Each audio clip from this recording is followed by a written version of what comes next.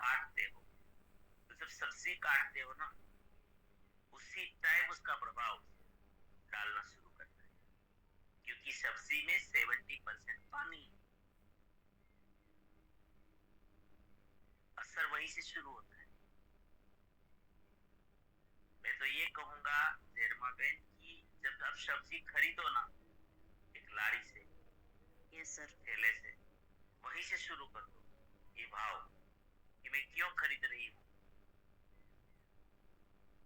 मैं ये यज्ञ के लिए खरीद रही हूँ या खरीद रहा हूँ। तभी से हमारा भाव, और एक बार खाली प्रयोग करके देखिए, मैंने आपको सबको अनुरोध किया, प्रार्थना की, एक बार सीख, या तो आप जब अपनी वाड़ी है और अपना ही खुद का प्रोडक्शन है तो वहां से भी जब उतारे तब, और अपना खुद का अगर आंगन में है तो ये तो आपको वो वाला प्रयोग करना है अभी जो आने वाला है। और हम रोज बोलते हैं कि मैं आपको प्यार करता हूँ, बिना शर्त माफ करता हूँ, जाने अनजाने मेरी गलती हुई हो तो माफी मांगता हूँ, मुझे आपसे कोई शिकायत नहीं, मुझे आपसे कोई शिकायत नहीं, आपका बहुत बहुत धन्यवाद। अगर ये अपना घर में बैंगन है, भिंडी है, या जो भी आपने मिर्च लगाया है, टमाटर लगाया है, लौकी लगाई है, घर में जो भी लगाया है, अगर रोज एक बार उसके अपने बच्चों के ऊपर कैसे हाथ फेरते हैं, है ना, अपने बच्चों को ऐसे हाथ फेरते हैं, इंसान इंसान को जैसे गुरु शिष्य को हमारे बुजुर्ग हमारे ऊपर हाथ रखते हैं, उस भाव से अपने पौधों पे हाथ रख के भावना क्या रखनी है कि आप ही हमारा अमरत्व है, आप ही हमारा पोषकत्व है, आप ही सत्व है। हम आत्मा की उन्नति के लिए आए हैं, लेकिन ये शरीर के बिना कुछ हो नहीं सकता, और ये शरीर को पुष्ट रखने वाला आप है।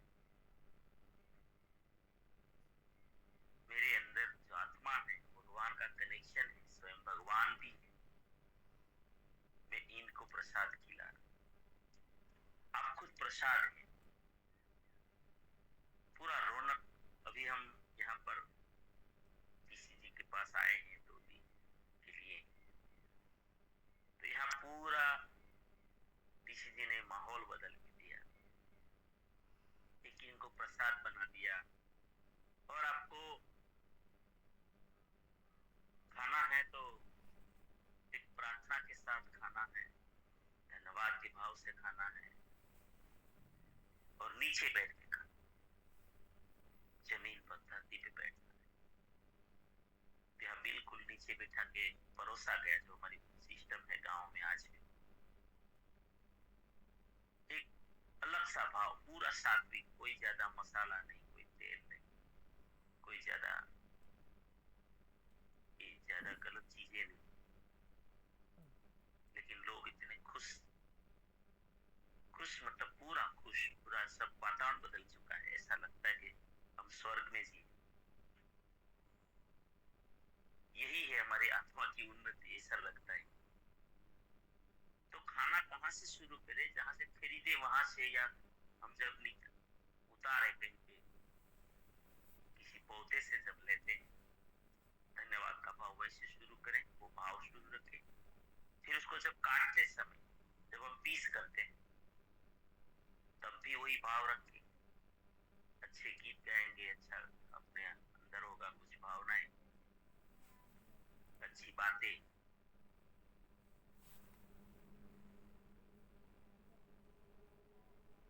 और इनका प्रभाव बहुत पड़ेगा।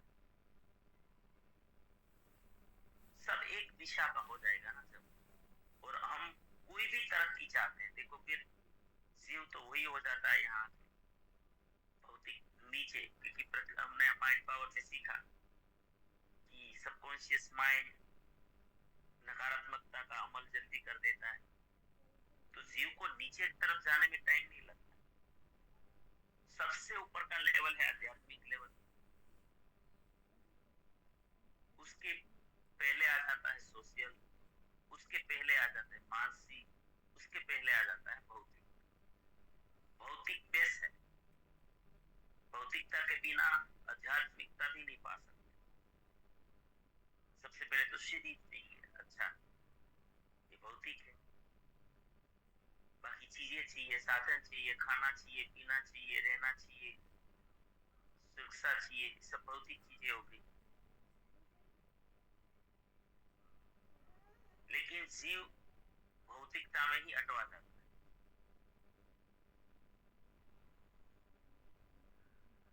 तो जब आप इस तरह से खाना बनाते हैं अच्छे भाव से, तो आप सब चीजों को आकर्षित करेंगे। आप विद्वता को भी आकर्षित करेंगे, मानसिक आपका अच्छा होगा लेवल। सिर्फ आपका नहीं, पूरे परिवार जो भी आपका बनाया हुआ अन्न खाएंगे, भोजन खाएंगे, प्रसाद खाएंगे, सब सबकी मानसिकता एक अलग सी बनती जाएगी, कोहरा बनता जाएगा, प्रभावशाली बनते जाएंगे। अगर सोशल गोल है तो भी प्रभावी बनता जाएगा। और आध्यात्मिकता के लिए तो आते हैं हम लोग ऊपर उठने के लिए, वो सूक्ष्म के लिए तो आते हैं, सूक्ष्म के विकास के लिए तो आते हैं, धरती पर मनुष्य जीवन धारण करते हैं, तो वो भी हमें उन्नति की ओर से आएगा। सब पूरे फैमिली, पूरा फैमिली खाने का, पूरे फैमिली को उद्धार कर सकता है हमारा खाना। इसलिए हमें प्रण लेना है कि लेंगे भोजन तो बस बहुत ही अलग प्रकार से भोजन बनाएंगे।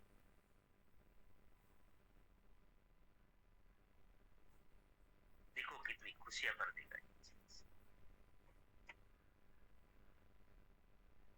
और ये असर पड़ता है। देखिए मैं आपको बहुत सारे एग्जाम्पल, जैसे अनवर सर ने बोला था कि द्रौपदी का ये हो रहा था, क्यों कोई बोले। वही घटना एक कृष्ण भगवान की भी है कि जब कृष्ण भगवान शांति यात्रा के लिए गए, अंतिम प्रयास करने के लिए गए कि युद्ध टल जाए, नहीं होना चाहिए युद्ध, तो जब वो गए तो शांति दूत बनकर गए थे, राजदूत बनकर गए थे। तो दुर्योधन ने और शकुनी ने सब मिलकर वो चंडाल चौकड़ी ऐसी व्यवस्था की थी कि श्री कृष्ण को हमारे महल में पट्टम 56 भोग लगाए, 56 भोग, किसी चीज की कमी नहीं रखी, शानदार।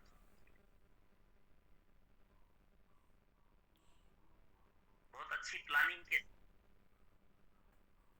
मतलब कि वो राजघराना था और इससे अच्छा खाना कहीं बन ही नहीं सकता, और उसमें भी वो सर्वश्रेष्ठ बनाना चाहता और बनाया भी था। और जब श्री कृष्ण को बोला गया कि आपकी व्यवस्था सब हो गई है यहाँ पर खाने की,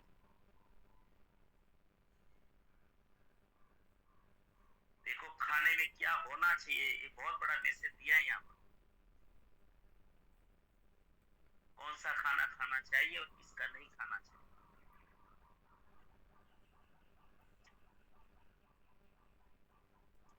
और सब दुनिया जानती है कि श्री कृष्ण दुर्योधन का खाना नहीं खाया था, और वो विदुर जी की भाजी खाई।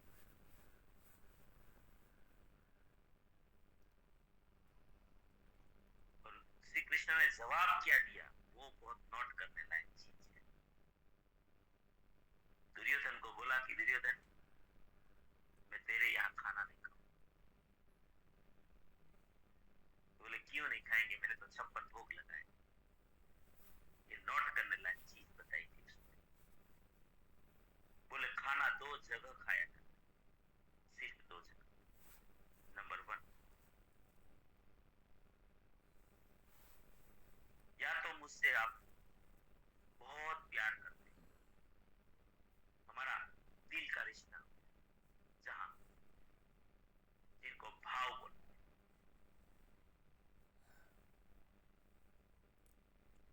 जिसके प्रति हमारा बहुत प्रेम है,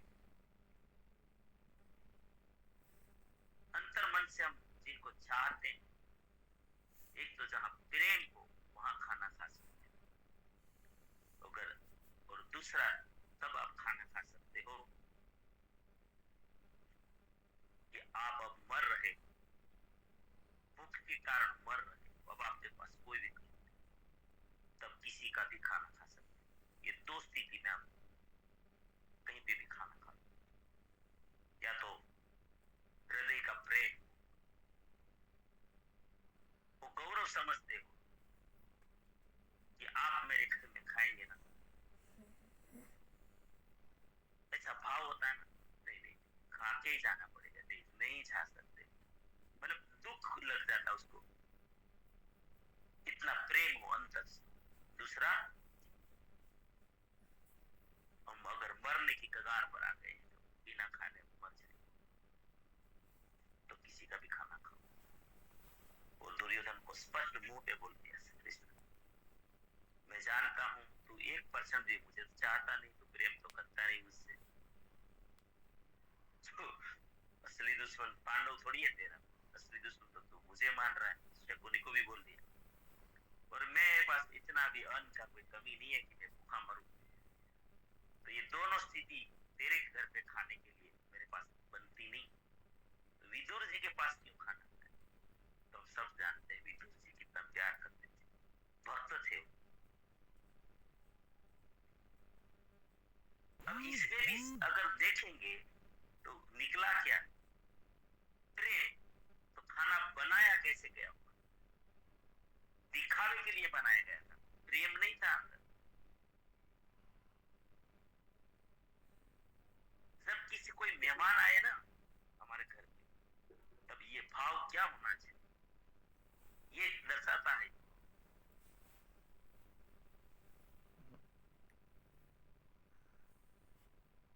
अंदर से प्यार।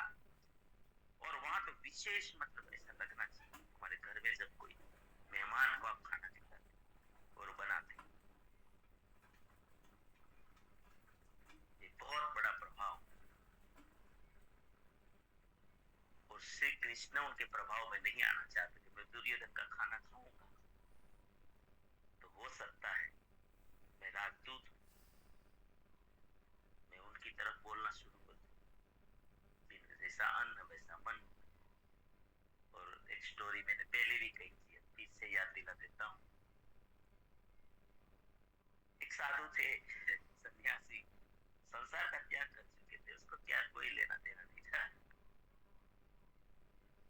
एक बार शाम संध्या काल में एक गांव में पहुंचे, जिन्हें पुराने काल की बात है, तो जब वो बिजली बिजली भी कुछ नहीं हुआ करती थी उस समय, तो क्या उस समय लोग संध्या काल में जैसे सूर्यास्त होता था तो आ जाते थे घर पर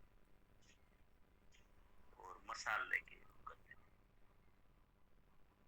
या तो चंद्रमा का अगर प्रकाश है तो वो इससे चला करते थे। वो साधु पहुंचे एक गांव में, और अंधेरा काफी हो चुका था, और एक उसको नजर आया दिया एक घर में, तो वहां जाके उसने पूछा, गांव में जैसे होता है ना अपना एंट्री, उसके आसपास पूछा उसने कि भाई आज मुझे यहाँ ठहरना, मैं चलते चलते यहाँ तक पहुंचा हूँ और यहीं पे आज रुकूंगा, अगर आप राजी है तो मुझे। तो बोले ठीक है आ जाओ। जमाना में ज्यादा ये था तो रोक लिए, और उस साधु को के लिए खाना भी बनाया,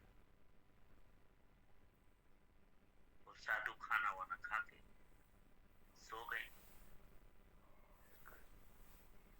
लेकिन वो सुबह तो जल्दी उठते ही थे, तो वो जल्दी उठे, लेकिन वो उठते थे उससे आधे घंटे कुछ पहले उठ गए, जग गए। और जैसे ही जगे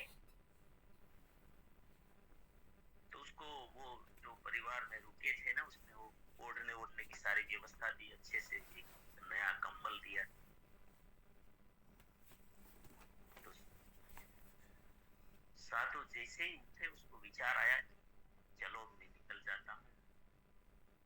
और निकलते निकलते उसके दिमाग में ऐसा विचार आया कि ये कंबल तो है बढ़िया, नया है, बहुत अच्छा है, ऐसे भी चलती है, और ये लेके निकल जाता हूँ।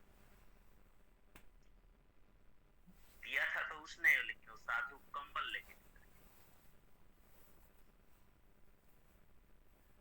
कंबल था नहीं उनका, और न तो वो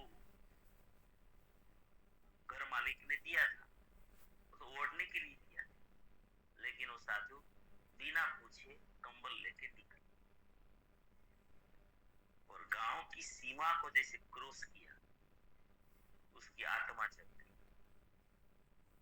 अरे ये मैं क्या किया, ये मैं क्यों लेके निकल गया, ये कंबल मेरा नहीं है, न तो उसने मुझे दिया है। आज तक जिंदगी में इतनी तपश्चर्या की, ये क्या कर दिया मैंने चोरी की, चोरी की मैंने। उसको इतनी घृणा होगी खुद से, वो वापस आ गई और वहां पर आकर माफी मांगने लगी कि भाई साहब मुझे माफ कर दीजिए, आपने मुझे रहने के लिए दिया, रात को खाना खिलाया, और मैंने आपके साथ ही पाप किया, छल कर दिया। तो बोले क्या हुआ महाराज? बोले मैं आपका कंबल चोरी करके लेके चला गया, आपको पूछे बिना लेके चला गया, मुझे क्या जरूरत थी, मुझे नहीं लेना चाहिए था बिना मुझे। तो वो हंसने लगा। वो हंसने लगा, महाराज आप गलत नहीं है, गलत जगह पे है, आप गलत नहीं, आप गलत जगह पे हैं। तो बोले कुछ समझ में नहीं, आप क्या बता रहे? हाँ मैं सही बता रहा हूँ। आप जिस घर में है ना, ये घर का जो भी आप दिख रहा है ना, ये घर, ये जो आपने खाना खाया, ये जो कंबल, ये मेरे कोई जमीन नहीं, मेरा कोई बिजनेस भी नहीं। महाराज मैं चोर हूँ, मैं चोर हूँ, आप चोर के घर में रुकी। आपने जो अन्न खाया ना वो भी चोरी का है, ये चोरी के पैसे से आया है, और ये जो कंबल है वो भी चोरी का है। आप ही तो सिखाते हैं कि जैसा अन्न वैसा मन। आज कल आपने मेरे घर का अन्न खाया, आपने मेरे घर का अन्न खाया है, और मेरे तो दाने दाने में चोरी का भाव है। और जब तो मैं खाना भी बना रहा था ना, परोस भी रहा था, तभी मुझे विचार आ रहा था कि अगर ये साधु के पास ऐसा कुछ हो तो ले लूं। मुझे तो उसमें भी विचार आ रहा, तो उल्टा मेरा खाना खा के आपको विचार आ गया कि मैं इनका कंबल लेके चला जाऊं। और ये होता है। तो भावना ये जो है, खाना खाते खाना बनाते में तो, और ये तो ऐसा सिखाता है कि कमाते वक्त भी हमारी भावना क्या होनी चाहिए। तो ये हर चीज, कमाते वक्त भी ये भाव रखो कि मैं उन्नति के लिए जा रहा हूँ।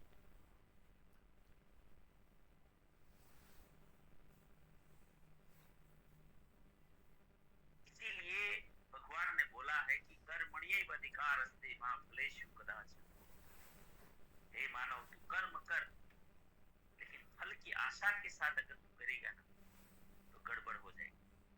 हो सकता है तेरा कर्म पाप कर्म बन जाए। फल हमें कुछ भी करवाता है, तो तू कर्म कर, एक उद्देश्य के साथ कर। फल तो देना मेरी मजबूरी है, प्रकृति का सिद्धांत है। तो विचार कर्म करेगा, वाणी का कर्म करेगा, तो शारीरिक कर्म करेगा, तुझे फल तो मिलना ही मिलना है। लेकिन उम्मीद मत कर, फिर ये चोरी हो जाएगी, ये गलत हो जाएगा। हो सकता है उसमें भाव गलत आ गई। तो ये इसलिए मैं बोल रहा था कि ये सब्जेक्ट बहुत बड़ा सब्जेक्ट है। ये सामान्य सब्जेक्ट नहीं है, तो चलो टाइम ज्यादा हो गया सर, क्योंकि सब्जेक्ट ऐसा है और मेरा बहुत पसंदीदा सब्जेक्ट है ये, तो चलो और भी याद ही हुआ है। ऐसे कहे तो आधा ही सब्जेक्ट हुआ है, तो बहुत बहुत धन्यवाद इस बात इनवाइट करना।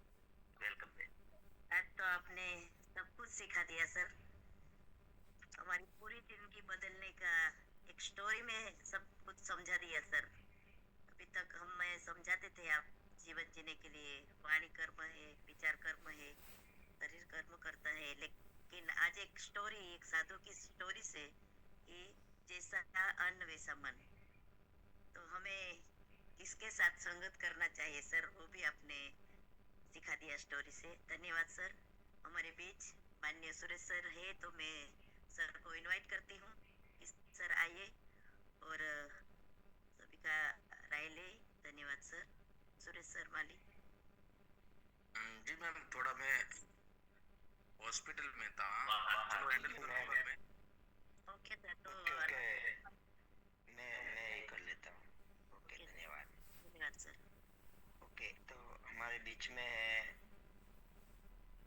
मनीषा मंगलराज, वेलकम। मैं आपको एडमिट किया हूँ। मनीषा वेलकम।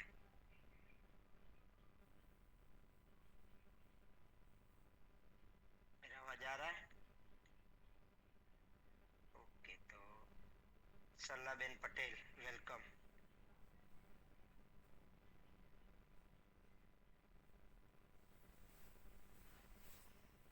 सरलाबेन पटेल वेलकम। मैं आपको अनम्यूट का ऑप्शन दिया हूँ।